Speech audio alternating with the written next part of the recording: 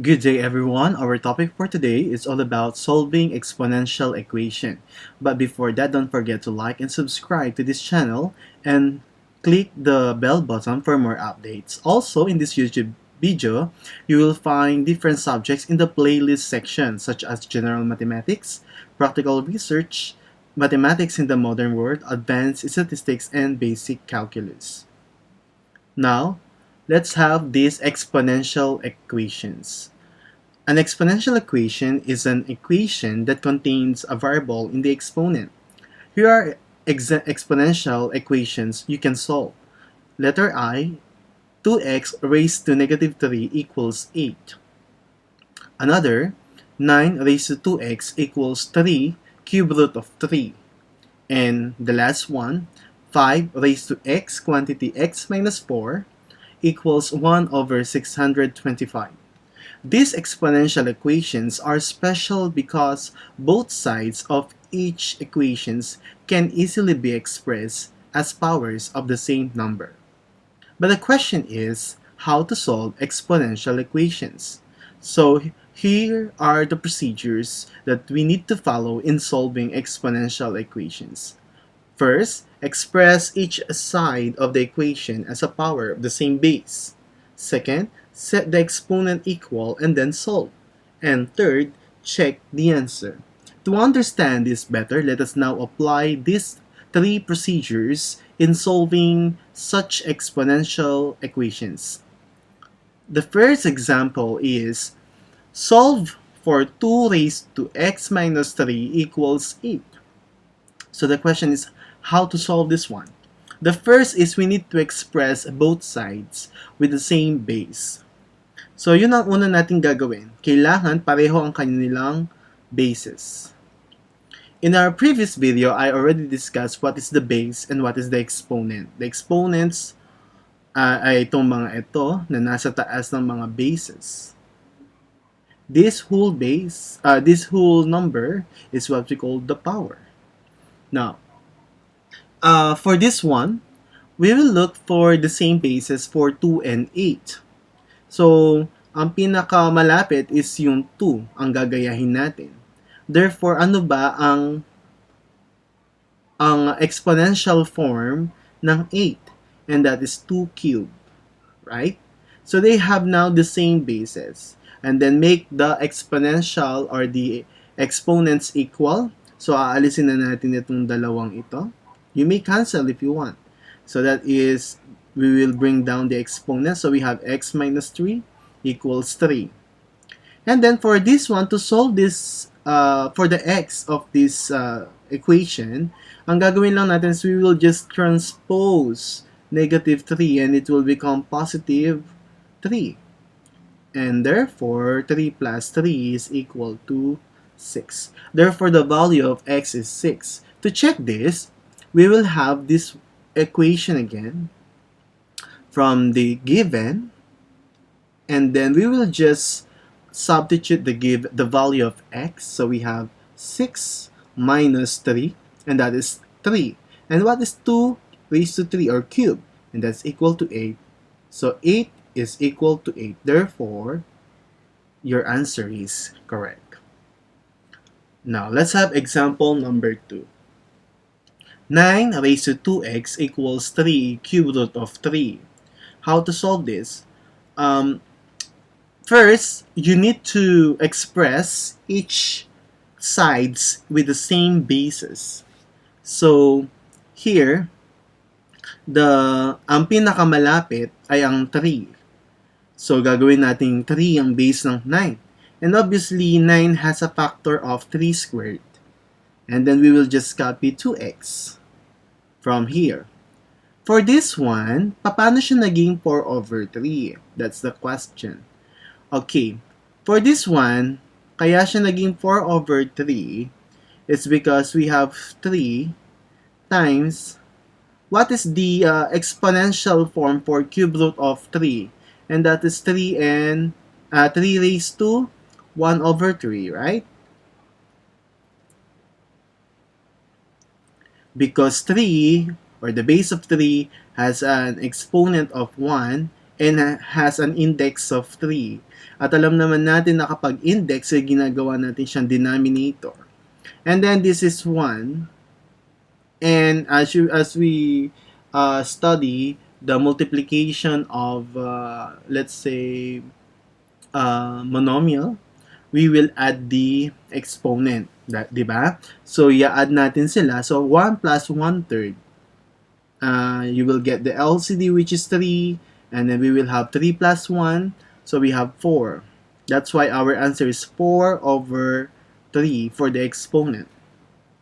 So, for this one, we can now cancel the bases. And 2 times 2 is equal to 4. Or 4x. And then we have 4/3. Okay? And then for this, we first you can do cross multiplication if you want. So maraming way to solve this one. So ang way ko, pwedeng i-cross multiply ko muna siya, and that's equal to 12, right? So 12 yan. If that's equal to 12, therefore I'll be having 12x, right, equals 4. No, wala na yung 3 because I already multiplied 3 and 4, and that's 12. Cross multiplication. Then divide both sides by 12 to get the value of x. Alright? So we will be having 4 over 12, and the simplest form is 1/3 because both are divisible by 4. To check this, we have 1/3 for the value of x, so we will just copy the original given here for the checking. So we have 1/3, and 2 times 1 is, I'm sorry, that's, okay, it's not 9, it's 3, I think. Okay, so it's 3. Why? Because for this one, we will be having 3 squared. Okay, so we have 2 times 1 is 2/3, right? 2/3, and then times 2 is 4/3. So this thing will become 3 na lang. Okay, and what is 3 and 4/3? As we can see here, 3 raised to 4/3 is equal to 3 cube root of 3. So that's the answer. And it is now the same with the left side. Therefore, your answer is correct for the value of x, which is equal to 1/3. Now, let's have the third example. Solve for 5 raised to x quantity x minus 4 equals 1 over 625. In here, we will apply the exponential notation rule, okay, that I've discussed in our previous video.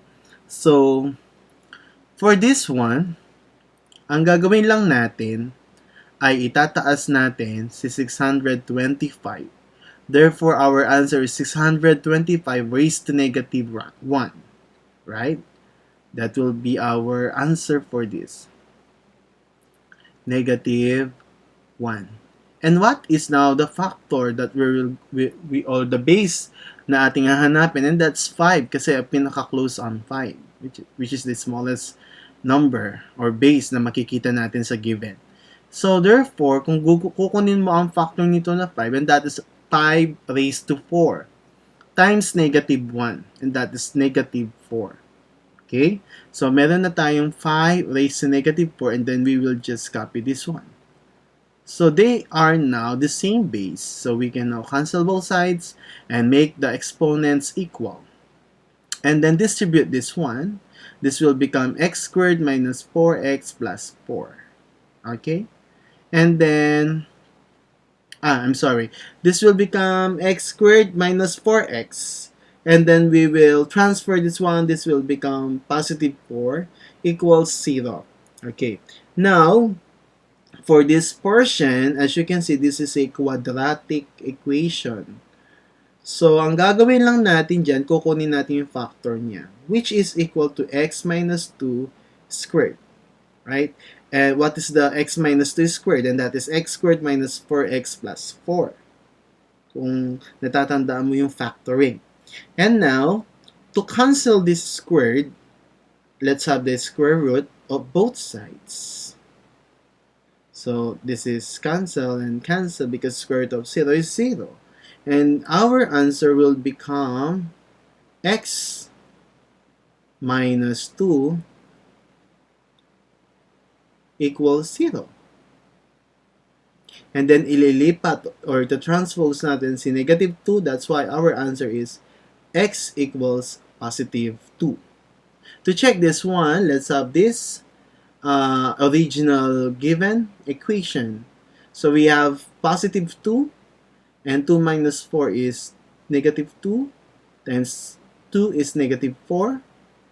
Okay, ibaba mo siya. This will become 1 over 5 raised to 4. And what is 5 raised to 4? That is equal to 625. Therefore, your answer is correct.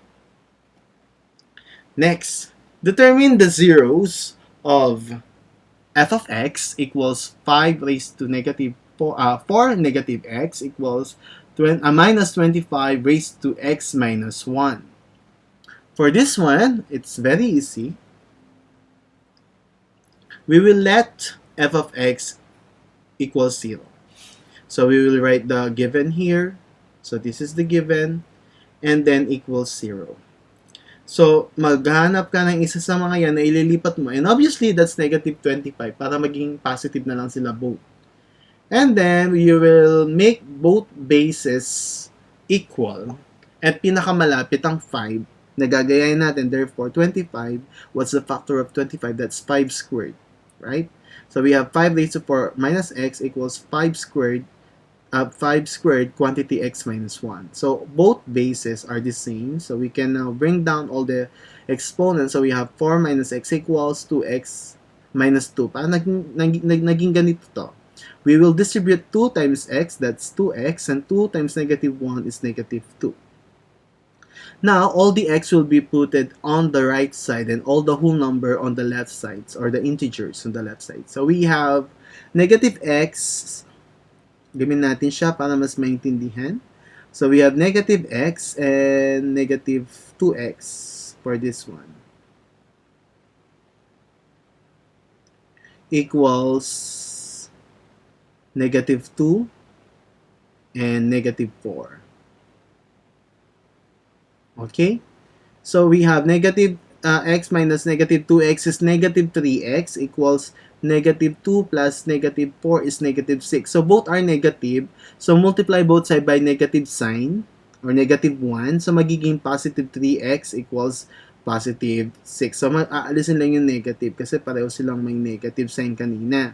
So, aalisin lang natin yung mga negative na yon. So, pwede namang alisin niyo. Okay? So, or pwede nakalagay, wala namang problema doon. Kasi same lang ang makukuha mo kung i-divide mo siya ng negative 3 both sides. Because you will get, if you divide both sides by negative 3, right? This will be cancelled. So you will get negative 6 divide negative 3, and that's positive 2. Because both have the same sign, and 6 divide 3 is 2. So x is equal to 2. For the function 5 raised to 4 minus x minus 25 raised to x minus 1. To check, let's evaluate this function by changing the value of x equals 2. So, magiging 2 siya. Okay, dapat ang makukuha mo is yung nilet mo kanina na 0. So, kaya nga determine the zeros. Okay, so let's see. Let's have this one. Yun, the original equation. So, papalitan lang ng 2. Ang mga x dito. So, we have 4 minus 2. That's 2. 2 minus 1 is 1. And then, what's 5 squared? 25 minus 25 equals 0. Therefore, f of 2 is equal to 0. Okay? Now, for the next one, g of x equals 3 raised to 2x minus 6 times 3x plus 9. For this one, medyo tricky ang last given natin. Okay, so magle-let tayo ng dalawa. For the first one, we will let, this is the original equation, we will let g of x as 0. So we have 0 equals 3 raised to 2x minus 6 times 3 raised to x plus 9. Next, we will let y equals 3x or 3 raised to x equals y. So lahat ng 3 raised to x magiging y. For this one, kung kukunin natin to or gagawin natin siyang y, 3 raised to x lang. So may iwan yung 2. That's why we have y squared.